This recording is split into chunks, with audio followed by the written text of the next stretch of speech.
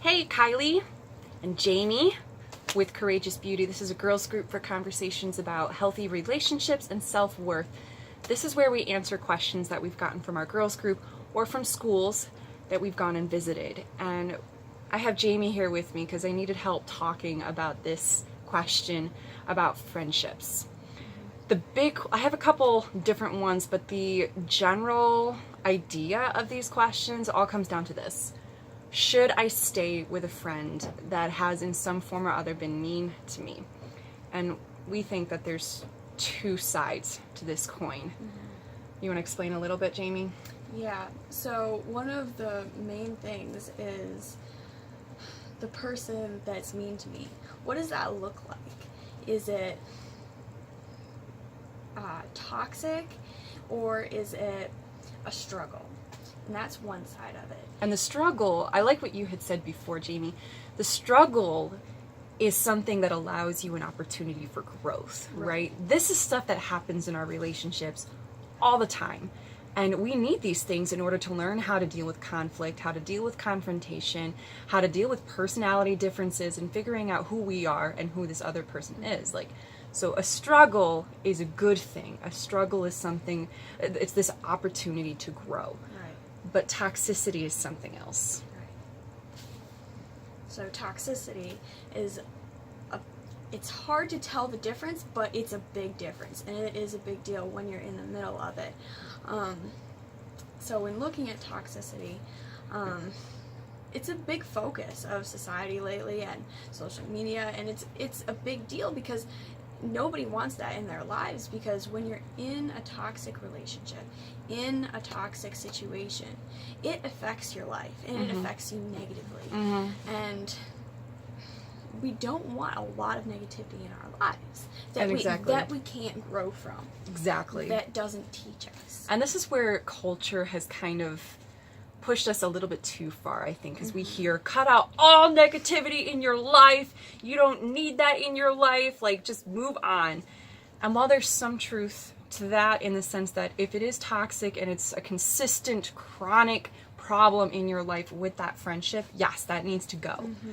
But we can't cut out all negativity in our life. It's part of life. It's part of being human. If you were to do that, anytime something in a friendship goes wrong, you're done. Out of my life. We're done. You're going to end up not having anyone in your life that's close to you. You won't have any friends. And that's not realistic. That's not what we want for you. So now our task is to figure out, okay, so what is being human and what is actually toxic? So you said something earlier about the difference using, go ahead. I forget what you said. You said that when it is consistent negativity, that affects your view of yourself. Right, when it's something that targets who you are. And it tears you down. It tears you down consistently. And you've put in the effort and the energy to try to resolve the issue, that you've been trying to work on it, and you're just making no progress. Right. You've talked to this friend, you've tried to, change the situation and solve the problem, and it just hasn't changed. That's a really good clue that you're not just looking at a time for growth, that you're looking at an actual toxic situation. Right. And when you have had the opportunity to have a conversation with this friend and they're open to what you have to say, whether it is you coming to them being like, hey, girl, this really hurt when you said this, or when you did this, I felt this way because of, whatever. And they're responsive to that. They're open to that, even if they're angry initially. Right. But there's room to have a conversation. There's room for the problem to be resolved. That is a friendship in which there can be growth. So that's what I think you're looking for. I would always say you should never just, something bad happens and you just cut it off. That's not the answer. You should always allow an opportunity for a discussion to happen. You need to tell that person what's going on.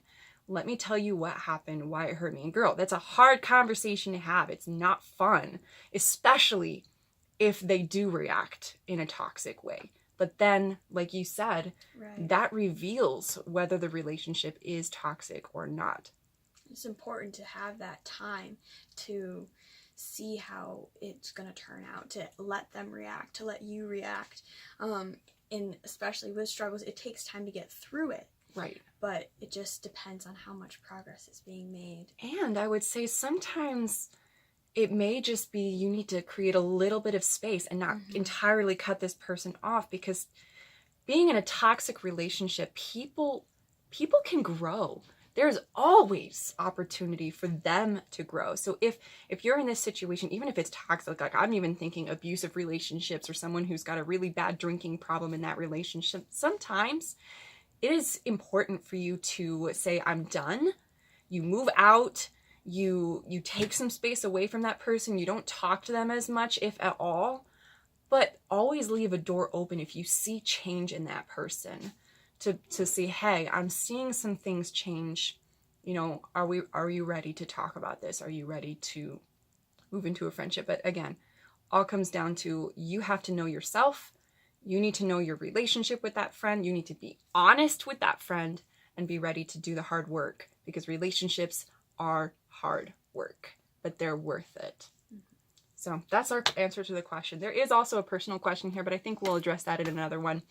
This movie has gotten long enough. So we will put all of our information in the description below, and you can find out more about us and what we do. And if you have any questions, comment. If you enjoyed this video, like, subscribe, share.